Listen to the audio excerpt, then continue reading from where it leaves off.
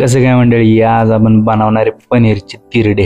त्यासाठी घ्या भिजवलेली मूग, थोडेसे मुरमुरे, मूग चांगली भिजवायची बरं का।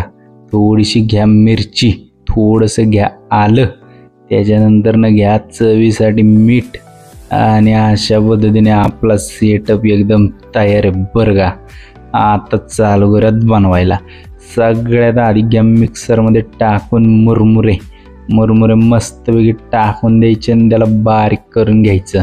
हे लावलं झाकण, हे फिरवलं मिक्सर, गर गर गर गर गर गर पडापडा बारीक करून घ्यायचं बरं का।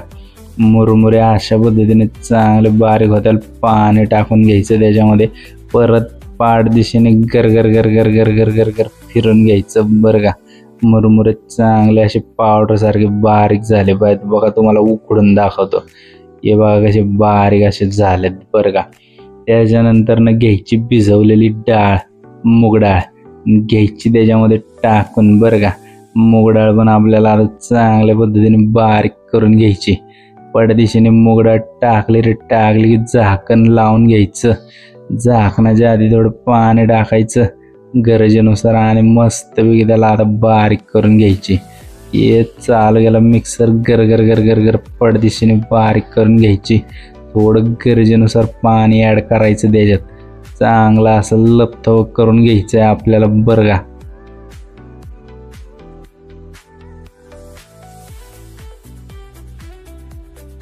बारीक होतंय बघा कसं मस्तपैकी। आता असं पद्धतीने तयार झालेलं आहे। आता त्याच्यात थोडंसं मिरची ना आलं टाकून घ्यायचं आणि त्याला पण पाठदिशेने फिरून घ्यायचं। मी पटकन बारीक करून घेतो, तवर चॅनलला सबस्क्राईब करून घ्या बरं का। आपण अशा नवीन नवीन व्हिडिओ खायच्या टाकतच असतोय।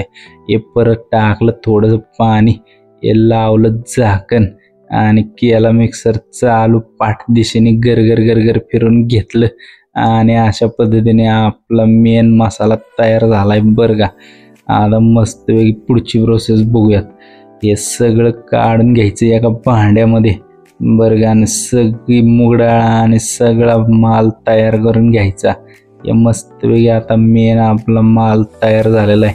तोपर्यंत घ्या पनीर, गाजर, शिमला मिरची आणि बारीक पद्धतीने चिरून घ्या। बघा आपली गाजर, शिमला मिरची आणि पनीर सगळं चिरून तयार आहे।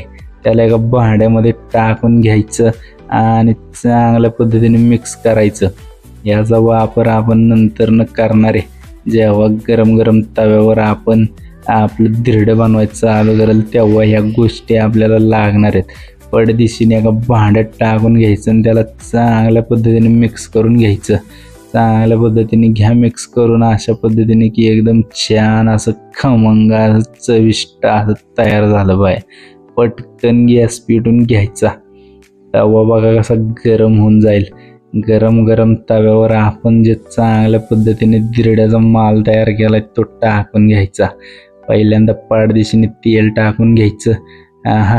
आता बघा कसं तोंडाला पाणी सुटायला। अशा पद्धतीने आता आपण धिरडे तयार करणार आहेत। तेल टाकून झालं की पटकन धिरड्याचा माल घेऊन त्याच्यावर टाकून द्यायचा बरं का। तुम्ही पण चांगलं कमेंट करून सांगा अजून नवनवीन कोणत्या रेसिपी तुम्हाला बघायची इच्छा आहे। पाठदिशेने आपण चमच्याने तव्यामध्ये चांगल्या पद्धतीने धिरडं टाकून घ्यायचं बरं का आणि अशा पद्धतीने तव्यावरती त्याला चांगलं पांगून पसरून घ्यायचं आणि आता मंद आचेवर त्याला चांगलं असं भाजून घ्यायचं। आता बघा फक्त कसं दिसतंय छानपैकी, तोंडाला पाणी सुटायला अशा पद्धतीनं। चॅनलला सबस्क्राईब केलं नसेल तर चॅनलला पाठदिशी सबस्क्राईब करून घ्या। आता आपण जे तयार केलेलं मिक्स अशा पद्धतीने पनीर, शिमला मिरची, गाजर आहे ते एका साईडला टाकून घ्यायचं। पटदिशेने एका साईडलाच टाकायचं, सगळीकडे नाही टाकायचं। त्याच्यानंतर अर्ध त्याला आपल्याला अलीकडच्या बाजूला फोल्ड करून घ्यायचं।